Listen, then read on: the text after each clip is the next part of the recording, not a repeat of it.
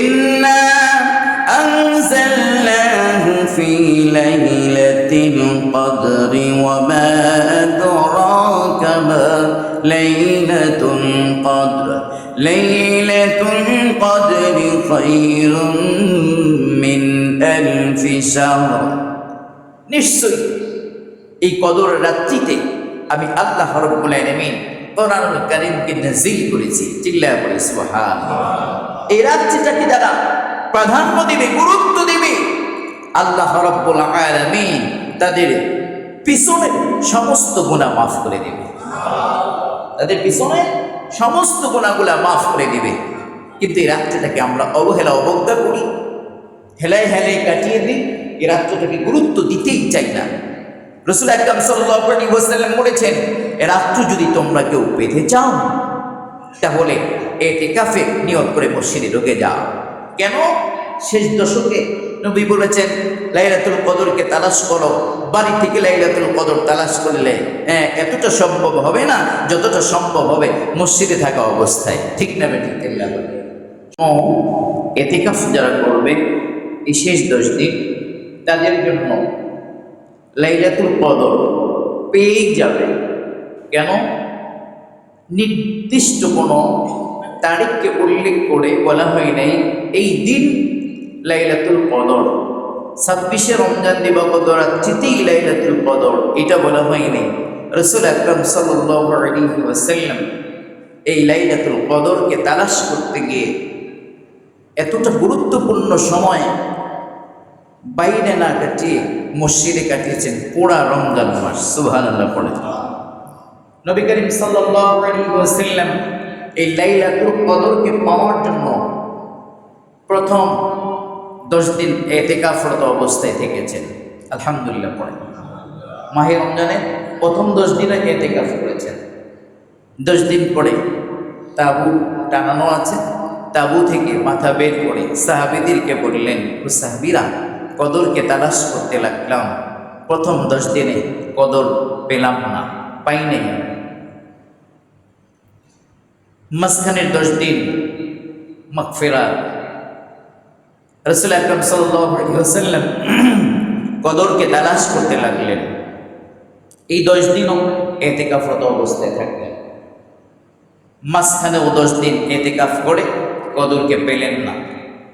রাসূল আকরাম সাল্লাল্লাহু আলাইহি ওয়াসাল্লাম শেষ দশকেও ইতিকাফের নিয়ত করে মসজিদে অবস্থান করলেন। শেষ দশকের ইতিকাফ শেষ করে রাসূল আকরাম সাল্লাল্লাহু আলাইহি ওয়াসাল্লাম তাবু থেকে বাইরে গেলেন। বাইরে গিয়ে সাহাবীদেরকে বললেন, ও সাহাবীরা, আমি শেষ দশকে লাইলাতুল কদরকে পেয়েছি। আলহামদুলিল্লাহ পড়ে। রাসূল আকরাম সাল্লাল্লাহু আলাইহি ওয়াসাল্লাম শেষ দশকের 10 দিনে ইতিকাফ করা অবস্থায় লাইলাতুল কদর পেয়েছেন। দিমাগের মধ্যে তারিখটাও মনে আছে। হঠাৎ করে বাইরে গিয়ে দেখলেন কিছু মানুষের মধ্যে বিবাদ সৃষ্টি হয়েছে, ঝগড়া করতেছে। কি করতেছে? বলেন বলেন, কি করতেছে? ঝগড়া করতেছে। একে অপরের সঙ্গে বিবাদ লাগাইয়া দিছে, ঝগড়া লাগাইয়া দিছে। রাসূল আকরাম সাল্লাল্লাহু আলাইহি ওয়াসাল্লাম ভুলে গেলেন, ওই নির্দিষ্ট দিনটাকে ভুলে গেলেন। কদর কোন দিন পাইলেন আল্লাহ তাআলা রাসূলের দিমাগ থেকে এটা মুছে দিলেন। রাসূলের আর মনে নেই। সাহাবীরা জিজ্ঞাসা করলেন, ইয়া রাসূলুল্লাহ, কোন দিন লাইলাতুল কদর? নবী করিম সাল্লাল্লাহু আলাইহি ওয়াসাল্লাম বললেন, তোমরা শেষ দশকে বেজোর রাত্রিতে কদরকে তালাশ করো। নির্দিষ্ট রাত আল্লাহ রাসূল দিমাগের মধ্যে ছিল, ঝগড়া দেখে ভুলে গেছেন। এর মধ্যেও একটা মুহূর্ত আছে। কেন? 1000 মাসের চাইতেও, 1000 রাত্রের চাইতে উত্তম লাইলাতুল কদরের রাত। এতটি গুরুত্বপূর্ণ যে রাত্রিটি আল্লাহ তাআলা কোরআনকে পরিপূর্ণভাবে নাযিল করেছেন। সুবহানাল্লাহ পড়ে। পরিপূর্ণতা একটি লাভ পেয়েছে লাইলাতুল কদরে। সারা বছরই কোরআনকে নাযিল করা হয়েছে বিশেষ বিশেষ বিষয়ের উপরে, বিশেষ ক্ষেত্রের উপরে, বিশেষ বস্তুর উপরে, বিশেষ ব্যক্তির উপরে আল্লাহ তাআলা পর্যায়ক্রমে কোরআনের আয়াতকে নাযিল করেছে, পরিপূর্ণতা লাভ পেয়েছে লাইলাতুল কদরে। সুবহানাল্লাহ। এটি গুরুত্বপূর্ণ একটি রাত, হাজার মাসের চাইতে, হাজার রাত্রের চাইতে উত্তম। এই রাত্রিতে কোনো ব্যক্তি যদি আল্লাহর গোলামির মধ্যে শামিল থাকে, জাগ্রত হয়ে লাইলাতুল কদরকে তালাশ করতে থাকে, ৮০ বছর ইবাদত করলে যেই সওয়াব আল্লাহ তাআলা একটা রাত্রির বিনিময়ে তার আমলনামায় সমপরিমাণ নেকি দান করে দেয়।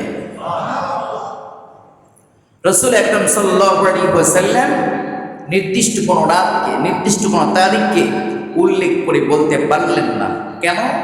ওই যে বিবাদ দেখে, ঝগড়া দেখে, একে অপরের প্রতি হিংসা দেখে এটা বলে গেলেন।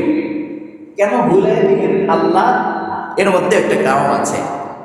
বিশেষ রজনী লাইলাতুল কদর, মাহে রমজানের শ্রেষ্ঠ রাত, হাজার রাত্রের চাইতেও শ্রেষ্ঠ রাত। প্রিয় উপস্থিতি, হাজার মাসের চাইতেও শ্রেষ্ঠ মাস মাহে রমজান মাস, লাইলাতুল কদরের রাত। তাহলে আল্লাহ তাআলা কেন ভুলাই দিলেন? এর মধ্যে একটা হিকমত আছে আল্লাহ তাআলা।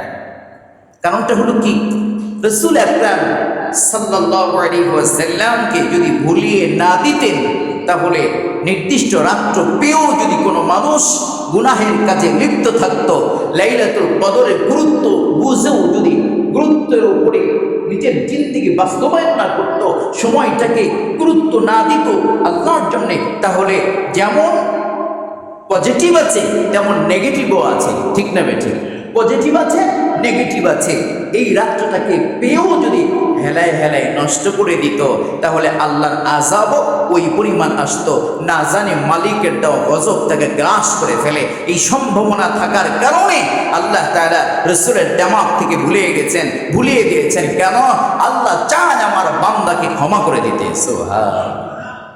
আল্লাহ চায় বান্দা যেন নির্দিষ্ট দিন পাওয়ার পরেও আমি আল্লাহ তাআলা এই ঘোষণাকে ওভারটেক না করে, -10 না দিয়ে পজিটিভলি ভাবে গ্রহণ করে নেয়।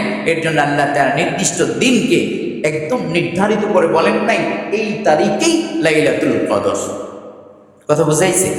এই তারিখেই লাইলাতুল কদর এটা বলা হয়নি। নবীজি বললেন শেষ দশকে বেজর রাত্রিগুলোতে তোমরা লাইলাতুল কদর তালাশ করতে থাকো। সুবহানাল্লাহ। আজকে থেকে সেই বেজর রাত, আজকে থেকে লাইলাতুল কদর। ইন্না আনজালনাহু ফি লাইলাতিল কদরি ওয়া মা আদরাকা মা লাইলাতুল কদর লাইলাতুল কদরি খায়রুম মিন আলফি শাহর। নিশ্চয়ই এই কদর রাত্রিতে আমি আল্লাহ রাব্বুল আলামিন কোরআনুল কারীমকে নাযিল করেছি। চিল্লায়া বলি সুবহানাল্লাহ। এই রাত্রিটাকে যারা প্রাধান্য দিবে, গুরুত্ব দিবে, আল্লাহ রাব্বুল আলামিন তাদের পিছনে সমস্ত গুনাহ মাফ করে দিবে। তাদের পিছনে সমস্ত গুনাহগুলা মাফ করে দিবে। কিন্তু এই রাত্রিটাকে আমরা অবজ্ঞা করি, হেলায় হেলায় কাটিয়ে দিই। এই রাত্রিটাকে গুরুত্ব দিতেই চাই না।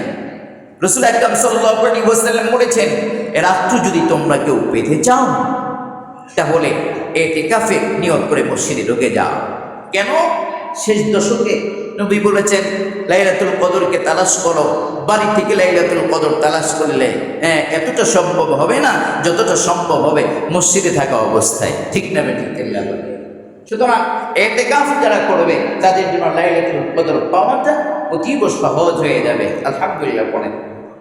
ইতিকাফ যারা করবে তাদের ব্যাপারে নবী সাল্লাল্লাহু আলাইহি ওয়াসাল্লাম করেছেন ফজিলত কি, তাদের থেকে জাহান্নাম দূরীভূত হয়ে যাবে।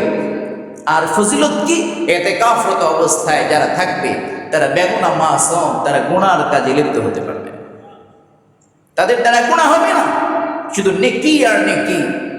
আপনি ঘুমায়া থাকবেন, ইবাদত করতে মজা লাগে না, ভালো লাগতেছে না, শারীরিকভাবে অসুস্থতা ফিল করতেছেন, ইতিকাফরত অবস্থায় আপনি ঘুমিয়ে যান।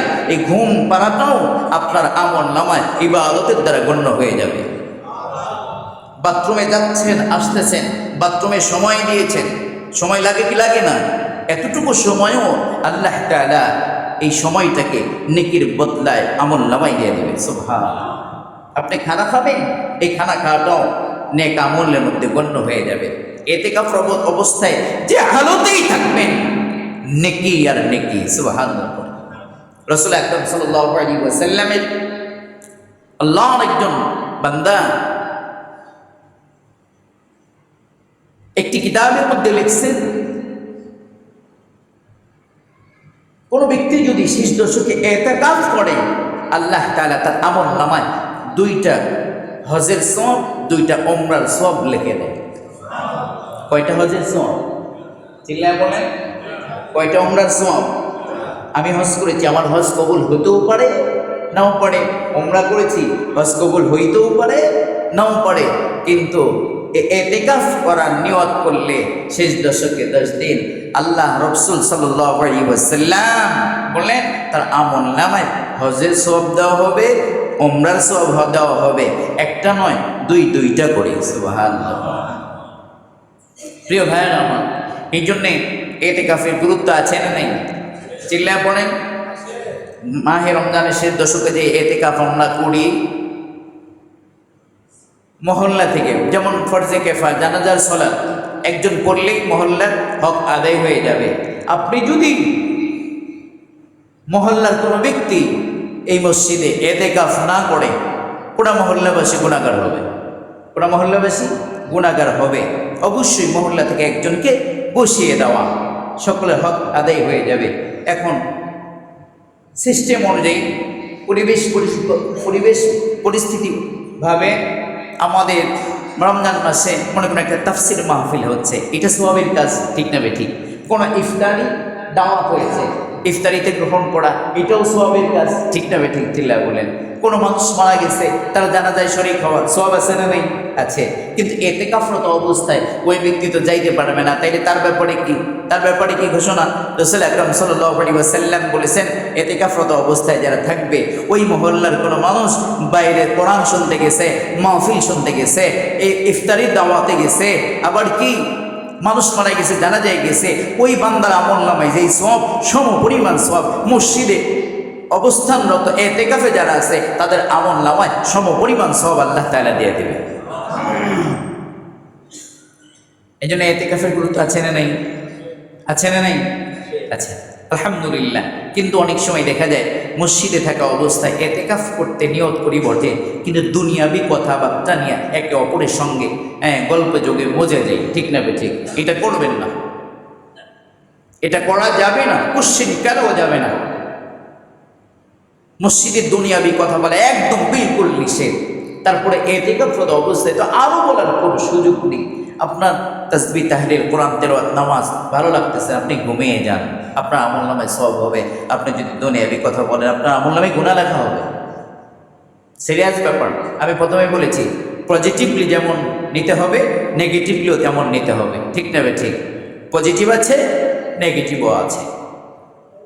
প্রিয় ভাইয়ের আমার, এই জন্যে যাদের সুযোগ আছে ইতিকাফে ঢুকে যান। 10 দিন পারলেন না, আপনি একটা দিনই কাটায় দেন, 5 দিন কাটান, 8 দিন কাটান। আপনার অফিস আদালতে যাইতে হয়, ছুটি নেই, নিয়ত করেন মসজিদে ঢুকবো, যতটুকু আল্লাহ তাআলা দেয়, পরিপূর্ণতা হবে না। আমি অফিস শেষ করেই আবার বাড়ি বাজার বন্দরে বাড়িতে যাবো না, সময় দেবো না, আমি মসজিদে ঢুকে যাব, আল্লাহ তাআলা নেকি দেবে না? দেবে না। আল্লাহ তোর নিয়তের উপরে ফয়সালা দেয়, ঠিক না ঠিক? ইন্নামাল আমালু বিন্নিয়াত। আপনি উত্তম নিয়ত করেন, সঠিক সিদ্ধান্ত নেন, আল্লাহ তাআলা উত্তম ফয়সালা দিয়ে দেন। প্রিয় ভাইয়েরা আমার, এই জন্য ইতিকাফরত অবস্থায় যারা থাকে এদের কপাল ভালো। যারা মাহে রমজানে কদর পেল না, কদরকে তালাশ করে কদর পাইল না, এদের মতো কপাল পোড়ার কেউ নেই। মাহে রমজান পাবার পরেও যারা গুনাহ মাফ করাইতে পারল না, এদের মতো হতভাগা, এদের মতো কপাল পোড়া আর কেউ নেই। এই কদরের রাত্রি, বেজর রাত্রিকে তালাশ করার কথা বলা হয়েছে। এই কদর রাত্রিতে আল্লাহ তাআলা দোয়া কবুল করে নেয়। সুবহানাল্লাহ। আল্লাহ তাআলা কি করে নেয়? দোয়া কবুল করে নেয়। আরেকটি বর্ণনা এসেছে, লাইলাতুল কদর যারা পাবে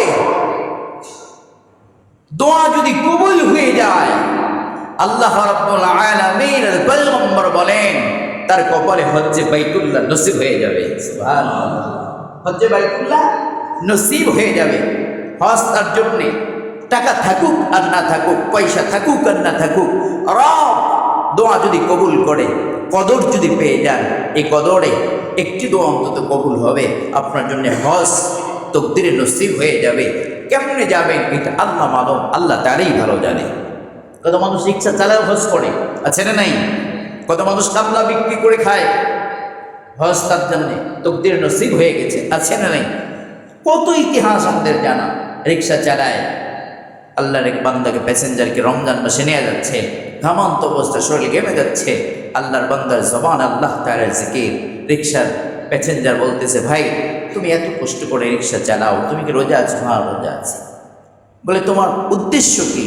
বলে আল্লাহ তাআলাকে সন্তুষ্ট করা। বলে মনে কোনো চাহিদা আছে? বলে আল্লাহকে আমি বলি, আল্লাহ আমাকে গরিব বানাইছো, অসহায় দারিদ্র বানাইছো, দুস্থ বানিয়েছ, আল্লাহ আমার মনের আশা তোমার ঘরকে আমি তাওয়াফ করি, আল্লাহ নবীজির রওজার পাশে গিয়ে সালাম দিই। আমার মনে পড়ে তো আমার না, কিন্তু আমার পয়সা নেই, আমি গরিব মানুষ, কেমনে যাব?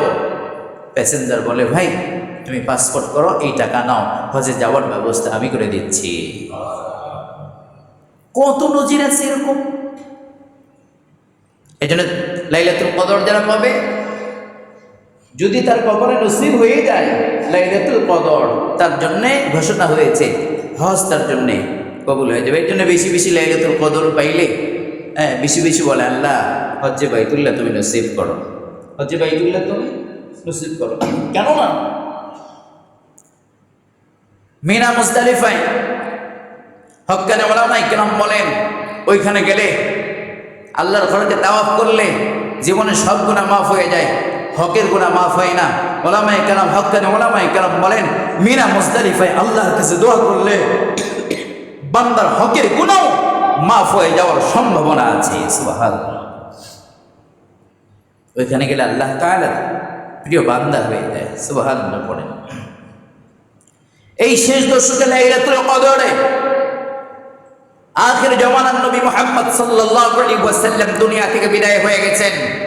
জিবরিল আলাইহিস সালাতু ওয়াস সালাম নবীজি বিদায় হওয়ার পূর্বে এসে কান্না করতেছেন, নবী গো, জমিনের মধ্যে আসা আমার বন্ধ হয়ে গেল, আমি আর কোনোদিন আসতে পারবো না। লাইলাতুল কদরের রাত্রিতে আল্লাহ রাব্বুল আলামিন ওই জিবরিল আলাইহিস সালাতু ওয়াস সালামকে দিয়ে একটি দল, একটি জামাত করে, ফেরেশতাদের জামাত করে, আমির নিযুক্ত করে জিবরিল আলাইহিস সালাতু ওয়াস সালাম জমিনের মধ্যে পদার্পণ করেন। এবং লাইলাতুল কদর যারা তালাশ করেন, এদের ব্যাপারে বলা হয়েছে জিবরিল আলাইহিস সালাতু ওয়াস সালাম আর ওই ফেরেশতাগণ এসে লাইলাতুল কদর যারা পাইল এদের সঙ্গে মুসাফা করে, সুবহানাল্লাহ, এদের জন্য দোয়ায়ে মাগফিরাত কামনা করতে থাকে। লাইলাতুল কদর রাত্রিতে বান্দা যখন বলে, আল্লাহ জীবনের গুনাহগুলো মাফ করে দাও, আল্লাহ এত গুনাহ করেছি, গুনাহের দিকে তাকাইলে মনে হয় জাহান্নাম ছাড়া কোনো উপায় নাই, আয় মালিক তুমি আমার জিন্দেগির গুনাহগুলোকে ক্ষমা করে দাও। ফেরেশতারা চারপাশে বসে যায়, ফেরেশতারা বলে, আল্লাহুম্মা আমিন। আপনি দোয়া করেন, আল্লাহ আমার অভাব অনটন দিয়া ভরা, আল্লাহ আমি বিমার, আল্লাহ আমি অসুস্থ, তুমি শেফা দাও, আল্লাহ আমার অভাব অনটনকে মোচন করে দাও, আল্লাহ আমি ঋণগ্রস্ত আছি, ঋণ পরিশোধ করার তৌফিক তুমি দান করে দাও। ফেরেশতারা আপনি যখন কথা বলতে থাকেন আল্লাহর সঙ্গে, আল্লাহর কাছে চান, ফেরেশতারা তখন বলে আমিন।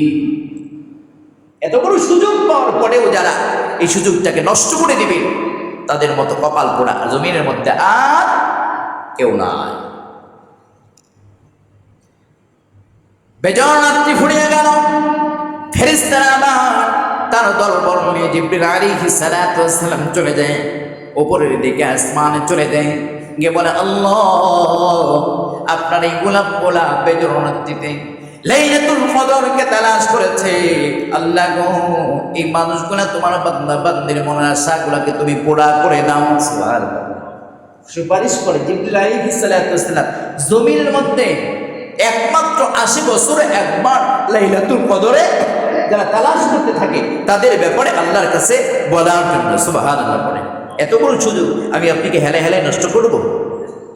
হ্যাঁ, অনেকেই বলেন লাইলাতুল কদর পড়ব কেমনে?